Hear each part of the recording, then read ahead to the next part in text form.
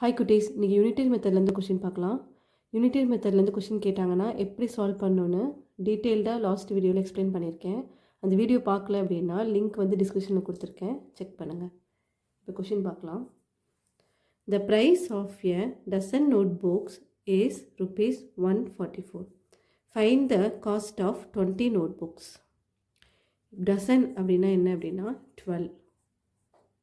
So 12 note புக்ஸோட price வந்து எவ்வளவு அப்படின்னு கொடுத்துட்டாங்க. நமக்கு 20 நோட் புக்ஸோட ப்ரைஸ் வந்து கேட்டிருக்காங்க.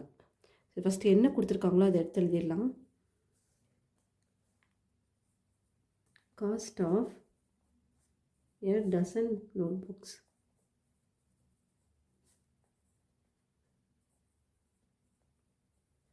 எவ்வளோ கொடுத்துருக்காங்க? ருபீஸ் 144. நெக்ஸ்ட்டு 20 நோட் புக்கோட காஸ்ட் கண்டுபிடிக்கிறதுக்கு முன்னாடி நம்ம வந்து 1 நோட் புக்கோட காஸ்ட் வந்து என்ன அப்படின்னு கண்டுபிடிக்கணும். Cost of 1 note book. 1 note book கண்டுபிடிக்கிறதுக்கு நம்ம என்ன பண்ணோம் அப்படின்னா டிவைட் பண்ணணும். So 144 divided by 12. டசன் என்ன சொல்லியிருக்கேன்? 12. ஸோ 12ஆல் டிவைட் பண்ணணும். 44 டிவைடட் பை 12. ஸோ இப்போ டிவைட் பண்ணலாம்.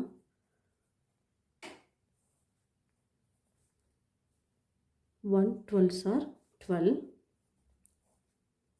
மைனஸ் பண்ணோன்னா 2. இந்த 4 கீழே கொண்டு வந்துடலாம். இப்போ 24 இருக்குது. 2 12s are 24. 0 வந்துருச்சு ரிமைண்டர். இப்போ ஆன்சர் என்ன கண்டுபிடிச்சிருக்கோம்? 1 நோட் புக்குக்கு 12 rupees. ஸோ 1 நோட் புக்கோட காஸ்ட்டு 12 rupeesனு கண்டுபிடிச்சாச்சு.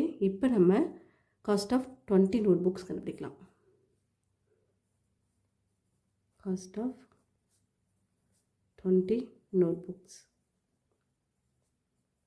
இப்போது 20 நோட் புக்ஸ் கண்டுபிடிக்க என்ன பண்ணணும் அப்படின்னா 1 to many என்ன பண்ணணும்னு சொல்லியிருக்கேன்? மல்டிப்ளை பண்ணணும். ஸோ இப்போ 1 நோட் புக் கண்டுபிடிச்சாச்சு. இப்போ 20 நோட் புக் கண்டுபிடிக்க போகிறோம். ஸோ இப்போ மல்டிப்ளை பண்ணணும். ஸோ 1 நோட் புக்கு எவ்வளோ கண்டுபிடிச்சிருக்கோம்? 12.